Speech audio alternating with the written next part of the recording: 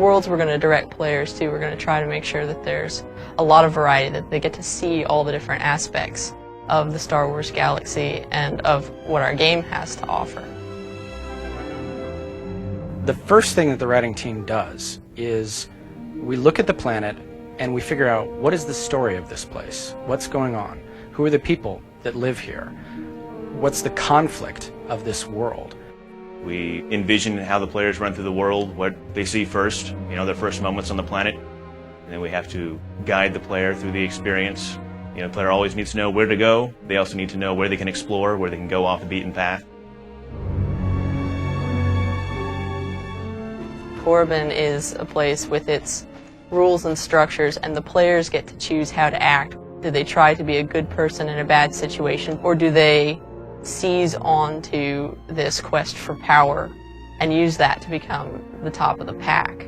It really sets the tone for what our Sith experience is going to be like and gives the players a lot of interesting choices. The artistic themes that we were going through when looking at Korriban were all about power and angles and pain and desolation. We got at that by looking at the Sith and their culture, but there's also a beauty to them as well. We wanted to work that in, so there's a real beauty to Korriban.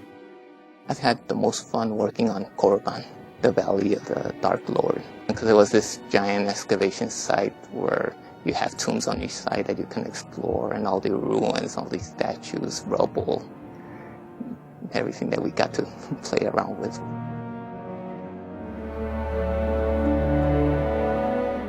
When we were approaching Tython, we wanted to go to the polar opposite of Korriban. In Tython, it's all beautiful sweeping vistas with green vegetation and purple mountains and beautiful sky.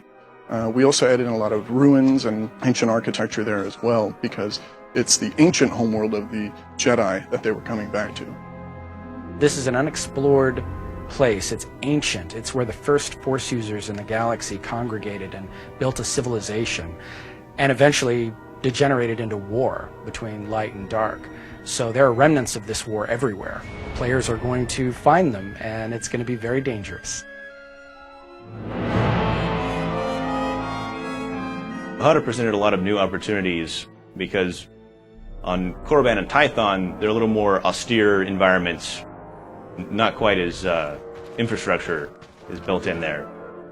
The terrain of Hutta is littered with factories and cantinas and gang-ridden slums. And so it was a much different experience building out what we can use and what opportunities we have to guide the player. This is the most fully realized look that anybody's ever seen of Hutta. So we basically had almost a blank slate when approaching this planet. The artistic themes of Hutta were all about the Hutt. Nasty scoundrels, dirty, scum dripping from their mouths, and we really wanted to get that in the look of Hutta. So it's a sort of acid yellow look, dripping pipes. It's basically an open cesspool with these big Hutt palaces sitting on it.